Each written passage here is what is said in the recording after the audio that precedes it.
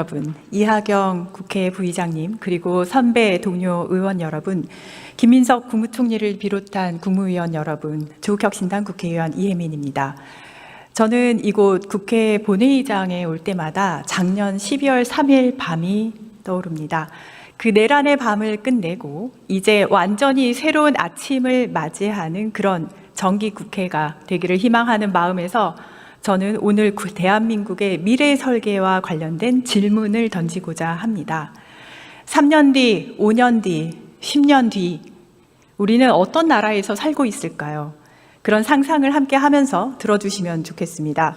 새로 출범한 국민주권정부는 우리가 3년간 놓쳐버린 시간을 되찾기 위해 AI G3 국가로의 성장과 AX, 즉 AI 대전환을 국정과제로 정했습니다. 네, 지금은 그래야 합니다. 너무나도 중요한 시기를 관통하고 있기 때문입니다. 무조건 결과물을 내야 하는 앞으로의 1, 2년이고요. 잘 안 되면 상대적 경제 후진국에서 살아야 하는, 준비를 해야 하는 그런 역사적 갈림길에 있습니다. 총리님 발언대로 나와주시기 바랍니다.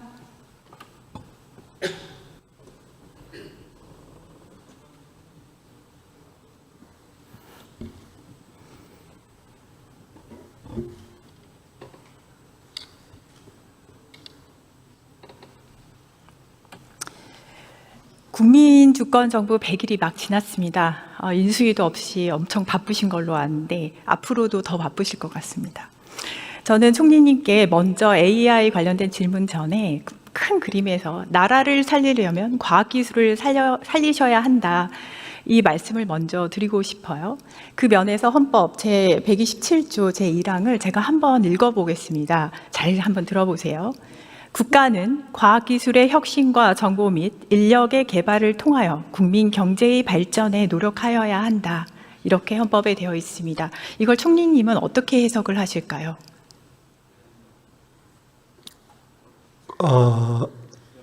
그 문구를 문면으로만 해석하면 과학기술의 중요성과 함께 과학기술을 주로 경제발전에 복무하는 측면에서 해석한 것으로 보입니다.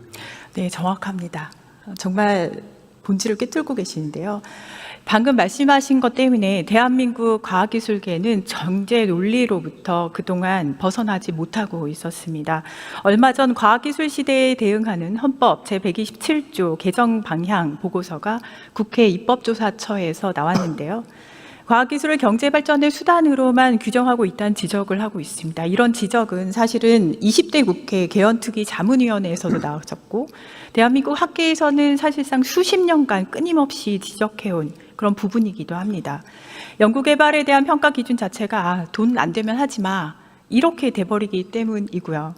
총리님, 개헌 논의가 있게 되면 저는 국회에서 어느 누구보다 이 문제를 짚을 예정입니다. 정부에서도 전향적으로 고려하셔서 과학자가 꿈을 꿀 수 있는 그런 환경, 이번 정부에서는 만드실 수 있겠습니까?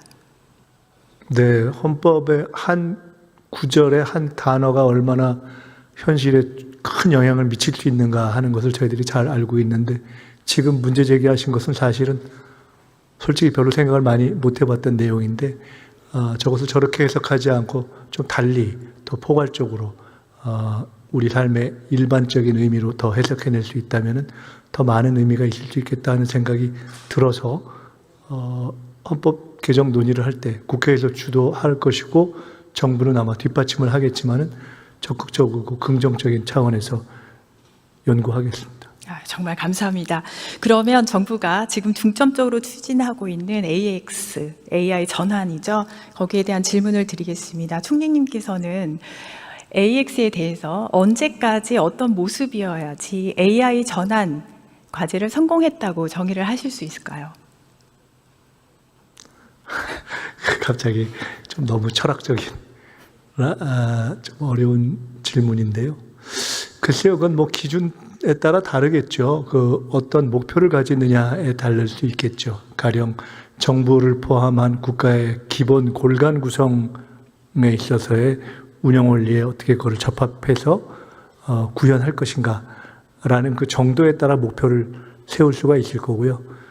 근데 그냥 한 개인으로서 저의 의견을 여쭈신다면은 저는 정치가 약자의 입장에서 미래를 만드는 것이라고 보기 때문에 AI 또는 AX 저것이 가장 우리 사회에 있어서 약자, 사회적 약자 또는 여러 가지 어떤 문명의 이익이나 성과로부터 떨어져 있는 사람들에게도 불편함 없이 잘 활용될 수 있는 그 단계까지 간 것이 사실은 진정한 성공 아닌가 저는 그렇게 생각합니다. 네, 너무 좋습니다. 저는 사실 이런 이야기를 할 때 어떤 방법론적인 걸 먼저 말씀을 하시는 걸 많이 들었는데요. 지금 방금 목적 말씀을 하셨습니다. 저도 또한 목적을 먼저 명확하게 해야 한다고 생각을 하고요. 저는 AX를 왜 하냐라고 했을 때 저의 개인적인 생각은 한 사람의 하루를 바꾸기 위해서라고 답을 합니다. AX는 예를 들어서 어르신께서 민원 서류 한 장 발급받고 제출하는 시간 절반으로 줄인다거나 아니면 개인정보하고 국가 인프라가 사고가 나더라도 금방 복구가 된다거나 청년들이 실패해도 AI로 노동력이 대체되더라도 인간적인 삶을 영위할 수 있는 그런 사회, 그렇게 국민 한 사람 한 사람의 하루가 바뀌기 위해서라고 대답을 하곤 합니다. 총리님께서 그렇다면 그 측면에서 보셨을 때 현재 우리나라의 AX 그 국민 체감도는 1점부터 10점 사이를 봤을 때 몇 점 정도라고 생각을 하실까요? 글쎄요, 실제 체감도는 이제 무슨 각종 챗GPT라든가 등등 이런 것들을 쓰는 분들이 느끼는 정도, 그리고 이제 상당히 앞서간 기업들에서 도입한 돼서 현장에서 느끼는 정도, 그런 정도를 많이 넘지는 않지 않을까, 그런 생각을 하고 있습니다. 점수로 혹시 주신다면? 글쎄요, 점수로 말씀드리기 좀 어려울 것 같은데,